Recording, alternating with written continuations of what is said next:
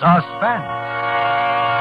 Tonight's Suspense brings you an all-star cast of Hollywood's finest radio players in the premiere of a remarkable story by Ray Bradbury called Riabouchinska.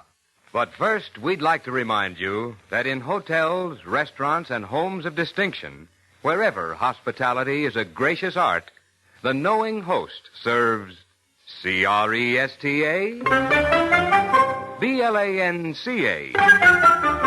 Cresta Blanca. Cresta Blanca. Cresta Blanca. Yes, the famous name of Cresta Blanca is a symbol of good taste and good living wherever discriminating people gather. And when you serve proud Cresta Blanca California wines, you pay guests the highest compliment a host can offer. So, distinguish your table by pouring Cresta Blanca Burgundy or Cresta Blanca Sauterne. Yours to enjoy for gracious dining. Shenley's Cresta Blanca Wine Company, Livermore, California. And now, Shenley brings you radio's outstanding theater of thrills, Suspense.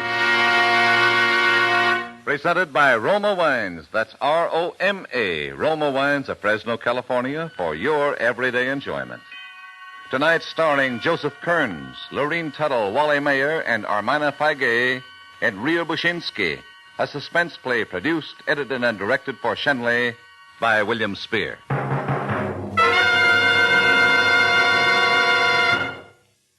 Mr. Ockham had a look about him in death as he had had in life. A general appearance which might prompt one to say, there's a man who will one day be stabbed, or shot, or booted in the head. And although Mr. Ockham had not met his end in any of the aforementioned ways, he had been strangled. And he was dead. Dead on the floor of a theater cellar.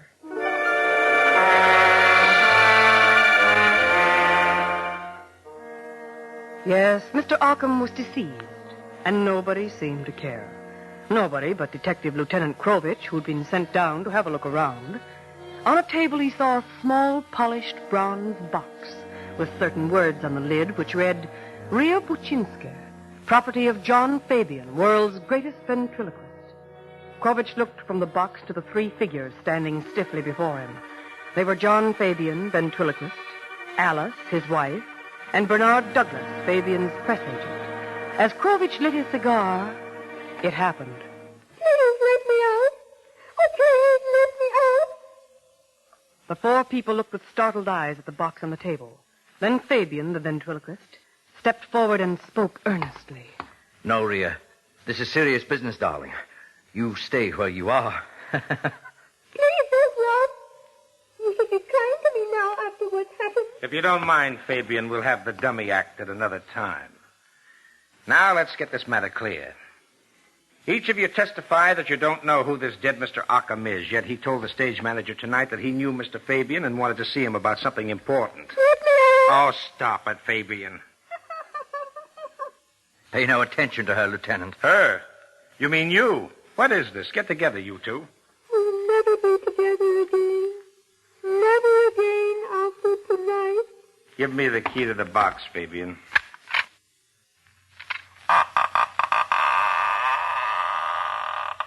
Thank you. Krovich stood motionless, just looking down, seeing Riabouchinska lying in her box and not believing what he saw.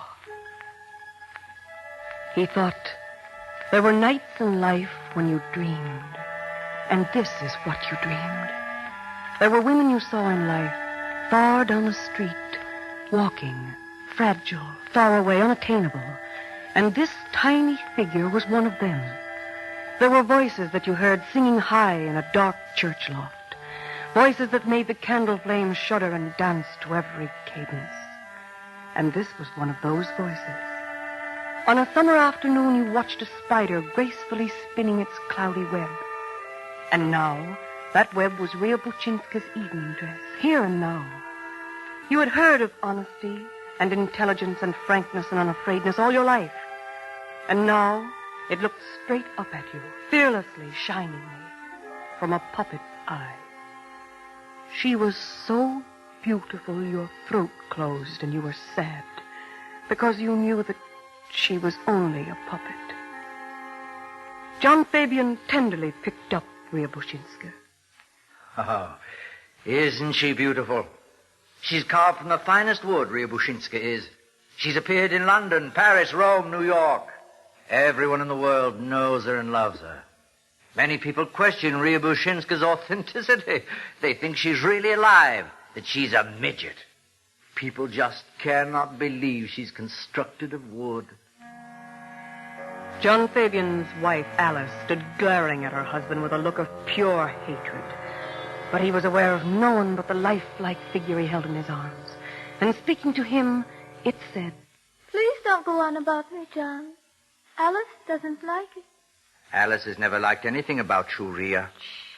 Don't. Not here and not now, John. Tell me, Lieutenant, how did it all happen? I mean, about poor Mr. Ockham. What is this? You'd best return to your box, Riabouchinska. But I don't want to. I have as much right to listen and talk. I'm as much a part of this murder as Alice. Or Mr. Douglas even. Don't drag me into this, you little witch. And the manner in which he replied made it obvious that Riabouchinska was more than an illusion to him, for he reacted to her as to a real person. It's just that I want the truth to be told. And if I'm locked in my bronze casket, there will be no truth. But John Fabian is a consummate liar, and I must watch him. That's right, isn't it, John? Yes, I imagine it is. John loves me best of all the women in the world. And I love him.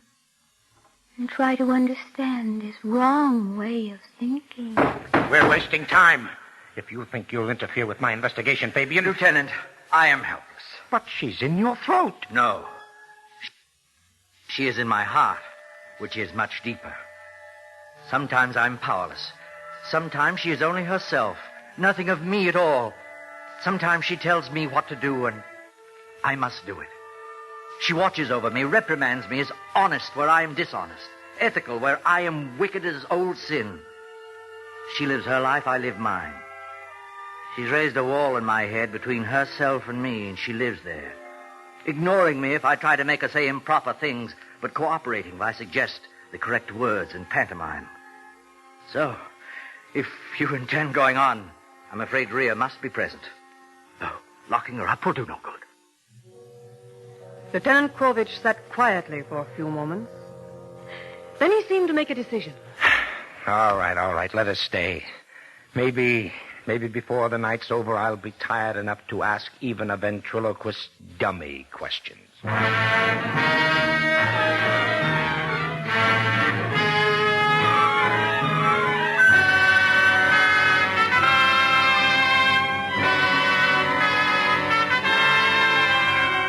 For Suspense, Roma Wines are bringing you Riabouchinska. Roma Wines' presentation tonight in radio's outstanding theater of thrills, Suspense.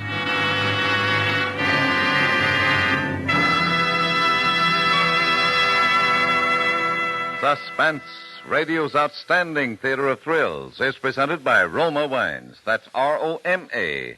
Roma Wines, selected from the world's greatest reserves of fine wines. Some hosts have a way of making you feel completely welcome whenever you drop in for a visit. Theirs is the kind of hospitality that says, come in and make yourself at home. Well, such is the hospitality of millions of Americans who always keep Roma California wines on hand. For Roma wines lend sparkle and companionship to any occasion. And there's a Roma wine to please every taste. For friendly entertaining, serve nut-like golden amber Roma sherry, rich red Roma port, or mellow flame-bright Roma muscatel. You'll find that these better-tasting Roma wines add warmth and charm to any get-together, brighten those restful stay-at-home evenings with your family. Tomorrow, solve your problem of what to serve when friends drop in with Roma wines. That's R-O-M-A. Roma Wines, America's largest selling wines. And now Roma Wines bring back to our Hollywood soundstage Ermina Feige as narrator, Joseph Kearns as Fabian the ventriloquist, and Wally Mayer as Detective Krovich in Riabouchinska, a play well calculated to keep you in suspense.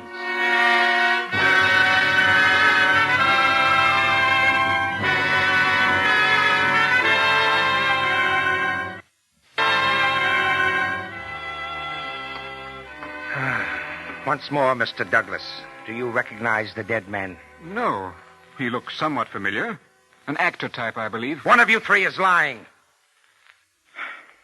From the condition of Occam's shoes, his worn clothing, he needed money. Are you in love with Mrs. Fabian? Why, Really, Lieutenant? I've been watching you, your actions. My actions? Yes. The way you look at Riabouchinska's box, the way you hold your breath when she appears, the way you knot your fingers when she talks, the way you stare at her. If you think for one moment that I'm jealous of a little piece of wood... Aren't you? No, I'm not jealous of her. You needn't tell him, Alice. Let her. They all stared at the figurine, even Fabian, the ventriloquist, as if her cry had come from an alien throat. Alice, tell him. I married John 7 years ago. He said he loved me. I loved him, and I loved Riabouchinska, too. At first, anyway. But then I began to see that he really paid more attention to her than he did to me. I began to feel hatred. Not for Riabouchinska, because it wasn't her fault. But I felt a terrible hatred for John, because I knew it was all his fault. His cleverness, his sadistic temperament. Each jealousy on my part was a tribute to the perfection of his art. She came out of him like a woman out of a dark god. But I don't hate Rhea. She's lovely, sweet, and honest. Everything that John isn't. Tell about Mr. Douglas. When I got no understanding, no love from John, I turned to Mr. Douglas. Aha. The dead man was a blackmailer. He came to the theater tonight to see her husband about you. You killed him to prevent that interview. I didn't kill him. Douglas might have and not told you. Why kill a man? John knew all about it. I did indeed.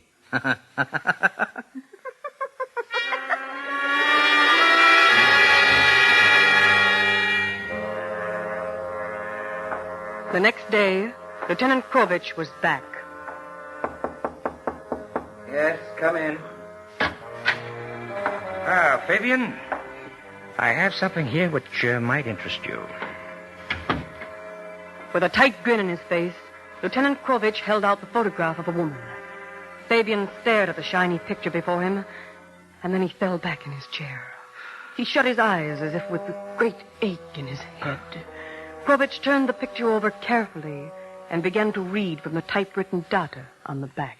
Name, Ilya Riamansk. Weight 100 pounds, blue eyes, black hair, oval face. Born 1914, New York City.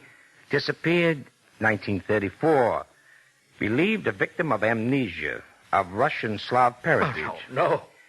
You know, Fabian, it was pretty silly to go through the files for a picture of a ventriloquist dummy. They all laughed at headquarters. And yet, here she is, Riabouchinska. Not papier-mâché, not wood, not a puppet. But a woman who once lived and moved about and disappeared. Take it from there, Fabian. Well, Lieutenant, there's nothing to it. I saw her picture long ago. Liked her looks and copied my puppet after her. Nothing to it, huh? Listen, Fabian, this morning I went through a stack of Billboard magazines that high. In the year 1934, I found an interesting article concerning an act playing the smaller circuits, known as Fabian and Sweet William. Sweet William was a little male dummy. As usual in such acts, there was a girl assistant, Ilya Riamansk. Look at that picture. The resemblance between the real woman on one hand and Riabouchinska, the puppet, on the other, is startling. She was my assistant, but that was all. I simply used her as a model. It all starts and ends with Riabouchinska. Why should you love a puppet so intensely? Because you love the original woman intensely. All right. In 1934, I was billed as Fabian and Sweet William. Sweet William was a small, bulb-nosed little boy dummy I carved years ago. I was playing Los Angeles when this girl, Ilya Riamansk, appeared at the stage door one night. She wanted a job. I remember. It was autumn.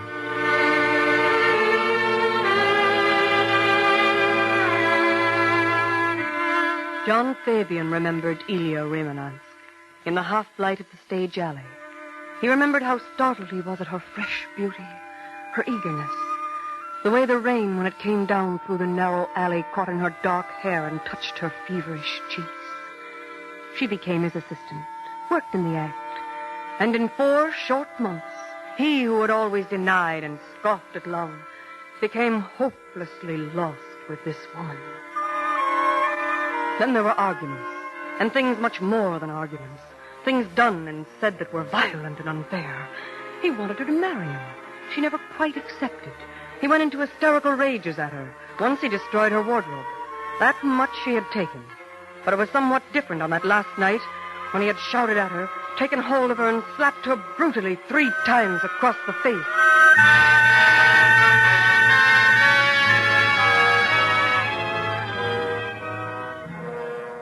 And Ilya Riabouchinska vanished that night. Vanished. The police questioned me. There was talk of murder. But she was gone with no trace. A record of her was sent to all the larger cities. That was the end of it for the police. But not for me. The knowledge of her going was too much. She might be dead or just run away, but wherever she was, I knew I needed her. One night I returned home more depressed than usual. I collapsed on a chair. And before I knew it, I found myself speaking to Sweet William in the totally dark room. William. Oh, this is all over and done. I can't go on. Coward, you can get her back if you want. No, I can't. No, I can never get her back. Yes, you can. Think of a way to get her back. Think of a way. Come on, you can do it. Put me away. Start all over. Start all over? Yes. Begin carving. Exactly. And slowly and lovingly. Carving. Make the little arching nostrils just so. And cut her black, thin eyebrows round and high. And make her cheeks in small duplicate hollows. And... No, it's monstrous. I can never do it. Yes, you could. Yes, you could.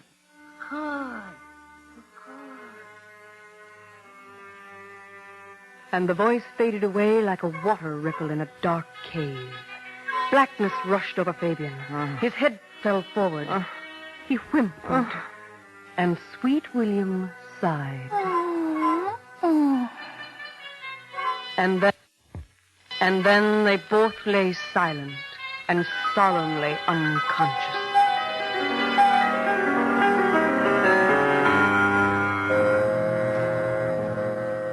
The next morning, John Fabian purchased the best grained piece of wood he could buy. But when he reached home, despair seized him. How could he fashion his warm Ilya from this cold wood? How could he shape this dumb block of dead substance into anything faintly approximating her glowing life? Go on. It was Sweet William who egged him on. You can do it.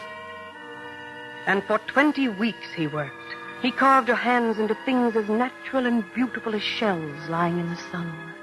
And Sweet William lay dust-cloaked in his box, from time to time feebly croaking some sarcasm, some criticism, some hint, some help. But he was dying, soon to be untouched, inanimate wood. As weeks passed and Fabian molded and scraped and polished the new wood, Sweet William lay longer and longer in stricken silence. And one day, as Fabian held the puppet in his hand, Sweet William seemed to look at him a moment with puzzled eyes. And then there was a death rattle in his throat.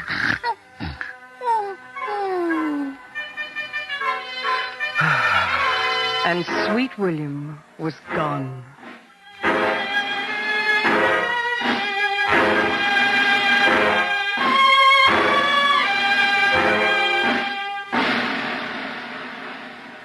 And now, as Fabian carved, a fluttering, an attempting of speech in his throat began echoing, re-echoing the sounds of Ilya Riabouchinska. At the year's ending, he was thinned and without money. But by then he had searched his stream of consciousness, experimented and given the doll all the gracious mannerisms and shy gestures of the real woman.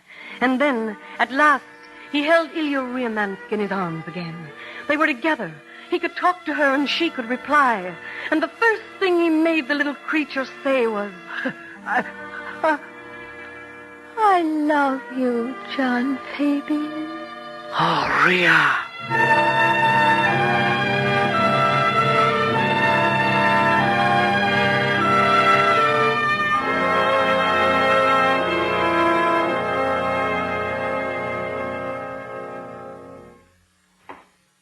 I see. And your wife? Alice. She was another of my assistants. She did her work well. She loved me. I don't know why I married her. I see. What about the dead man, Arkham? I'd never seen him before until you showed me his body in the cellar. That's not true. Don't lie, John Fabian. Fabian's cheeks drained white and the bones jutted out tensely. The puppet spoke, looking straight at Krovich. John received the first blackmail letter a month ago. It said simply, Riabouchinska, born 1914, died 1934. Born again in 1930... Fabian seemed paralyzed, unable to answer. He had a trapped, helpless, insane expression. His lips trembled. He searched the room as if seeking some way out where a frustration and a truth did not wait to bar his way. Occam threatened to expose me to the world. Go on. I wanted my love for Ilya kept to myself. What sort of a love would it be in the future if people really guessed the significance of my carving this figurine that talked and moved? People would laugh or be disgusted. Perverted, criminal mind, they'd shout. Ugly, horrible, revolting. And how could I play my love scenes with Ria anymore when they knew?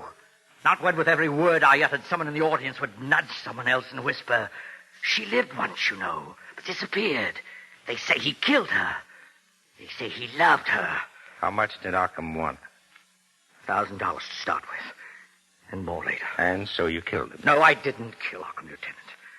I paid him $1,000. We found no money on him. Nevertheless, I paid him. Alice and Douglas must have heard our conversation. They've wanted to be rid of me for years now. I'm not blind.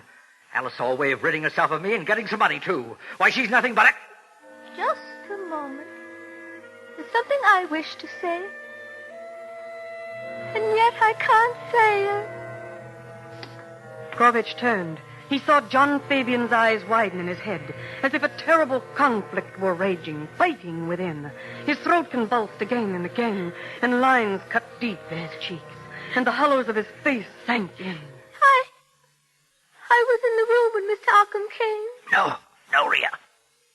I lay in my box, and I listened, and I heard, and I know. No. Mr. Arkham threatened to destroy me, tear me up, burn me into ashes, if John didn't pay him $1,000. Liz.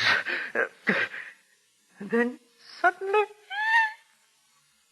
There came a falling sound. Mr. Ockham's head must have struck the floor.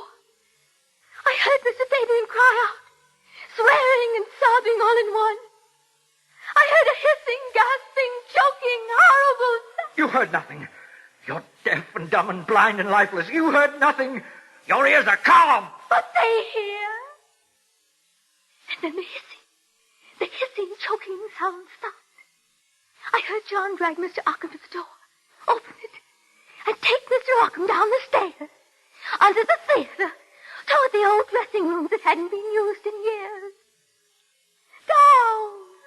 Down they took the body. It was a scene so incongruous, so impossible, so completely beyond the veil of sanity and reason that Krovich recoiled even as he watched. If ever in the time of the world the forces that manipulate men struggled one side against the other, this was the time. The shocked, pallid face of John Fabian wrenching, the horrible protrusion of the eyes, the clenching of the teeth as a censor, then relaxing again, the subtle move of the throat, and the high, sad, and accusative voice of Riabouchinska leaping from her tiny, shining lips. Fabian must have known what was happening, and yet he did not know. I'm not made to live this way. There's nothing for us now, anyway, because the world will know of us. Even when you killed him and I lay in my bronze box last night, I realized, we both realized that these were our last hours. Because while I've accepted your weaknesses and lies, I can't exist in murder. It couldn't have gone on. No one can live side by side with such knowledge.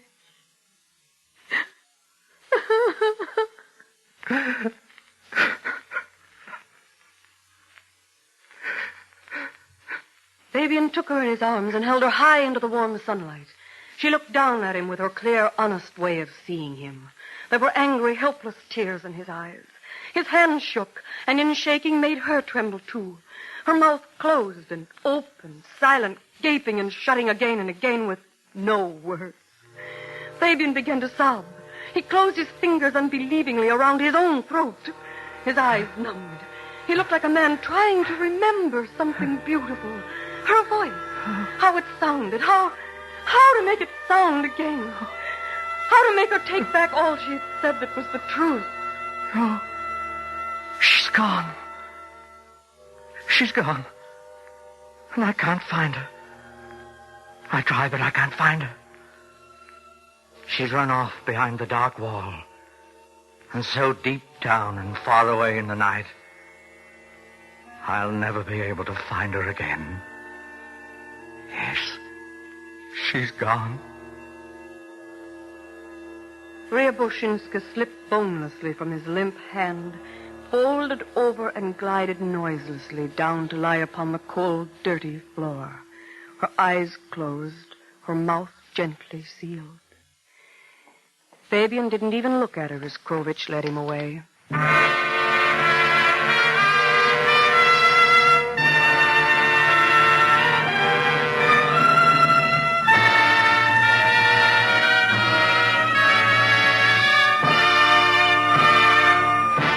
Suspense. And so closes Riabouchinska, starring Armana Pagay as narrator, Joseph Kearns as Fabian, Wally Mayer as Krovich, and Lureen Tuttle as Ria.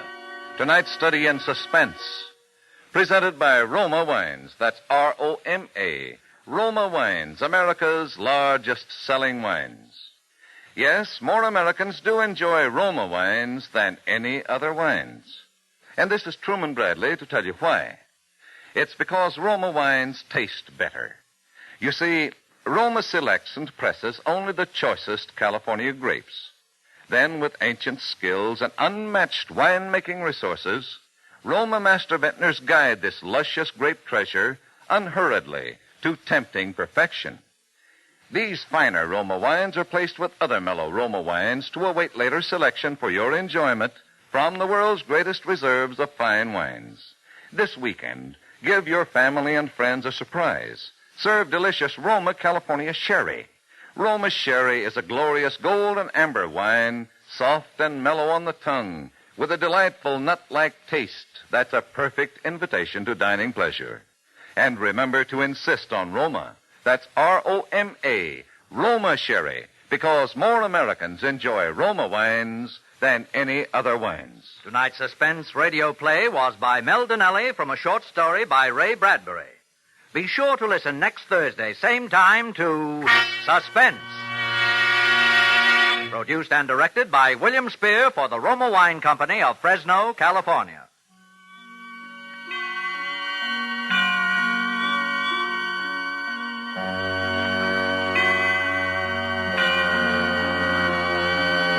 This is CBS, the Columbia Broadcasting System. KNX Columbia Square, Los Angeles.